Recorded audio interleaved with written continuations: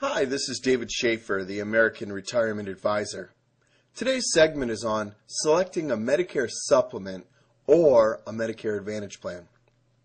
In many areas, there could be hundreds of options available. How do you choose? What's the difference? Which plan's best for you? I'm hoping to demonstrate some of the differences and similarities between the programs and help you ask better questions so you can select the plan that's just right for you. If we look at original Medicare, it has two parts, Part A and Part B. Part A has no premium at this time. Part B has a premium, and if you're joining Medicare in 2011, it's $115.40 or more, depending on your income. After we've made the decision to accept Medicare Part A and Part B, the next choice is we need to decide if we're going to supplement our Medicare or transfer our Medicare benefits to a Medicare Advantage company.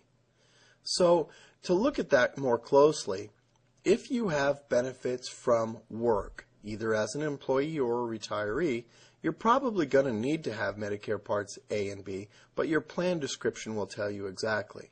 The other choice when supplementing your Medicare benefits is a Medigap plan.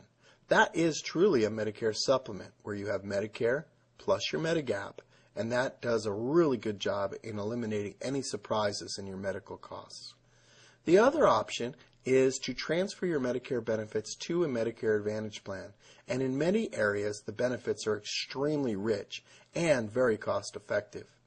The other option may not be available to you, but it's for folks with Medicaid. In many cases, the states will contract with a Medicare Advantage company to take those responsibilities away from the state so they can just pay one monthly premium to take care of you. So, if we're looking at this as a whole, you can either supplement your benefits or you can transfer your benefits away. In the next slide, we'll get into more detail. As you can see, there are many companies that offer both Medigap and Medicare Advantage plans.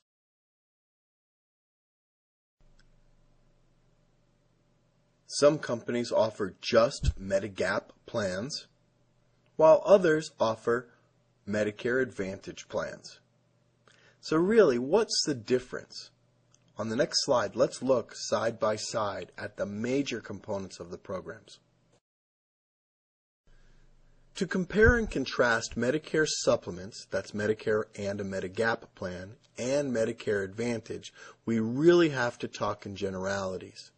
Now, the green column is characterized by the supplements, and the blue column is characterized by the Advantage plans.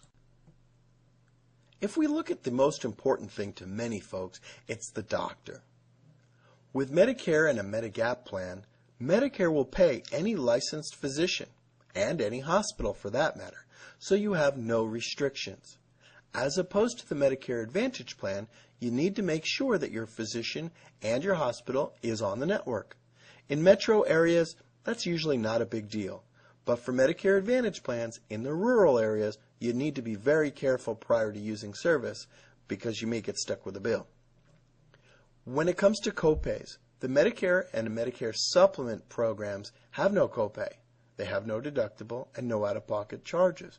The reason being is you're paying a monthly premium to make those go away.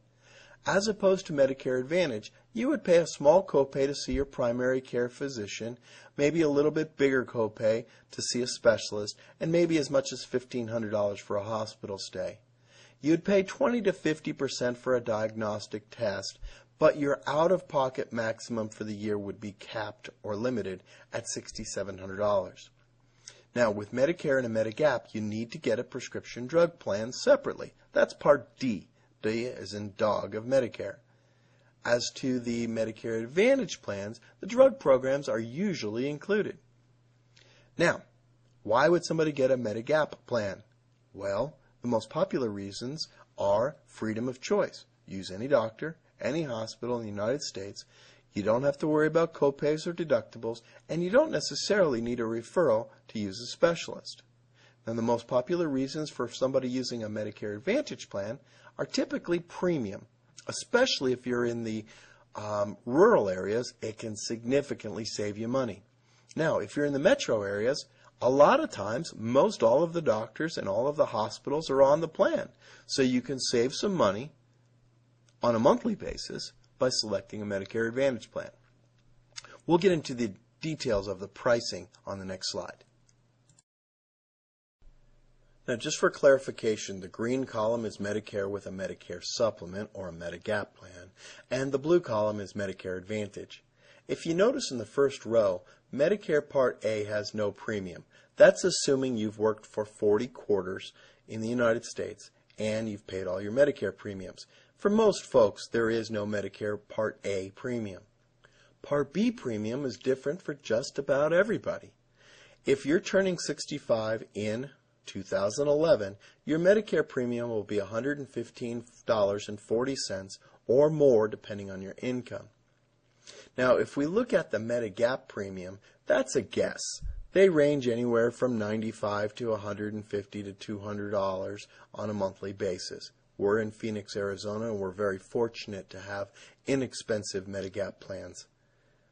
If you look at the right column under Medicare Advantage premium, that's also a guess. Again, in Maricopa County, Arizona, Phoenix, if you will, Scottsdale, we have very good programs with no monthly premium. On the left column again, Medicare Part D, that's also a guess. The average premium for Medicare Part D, that's the drug program, is about $35 a month. The programs vary all the way from $14.90 up to as much as $100 a month. And it's not so important what the premium is, it's how much are you totally spending on an annual basis for your drugs. That's another discussion for another slideshow. But if you take a look at the bottom line, at age 65, you can expect about $261 a month. That's for everything, for Medicare and a Medigap, for one person. On the right side, I rounded the $115.40 to $116 a month. That's also a very good expectation for a monthly premium.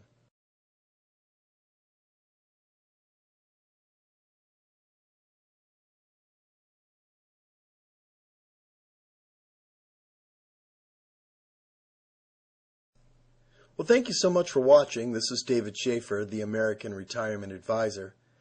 We really try to provide real solutions for today's financial challenges. If you need any help, please don't hesitate to call me toll-free at 877-220-1089, send me an email, or check us out at AmericanRetirementAdvisors.com.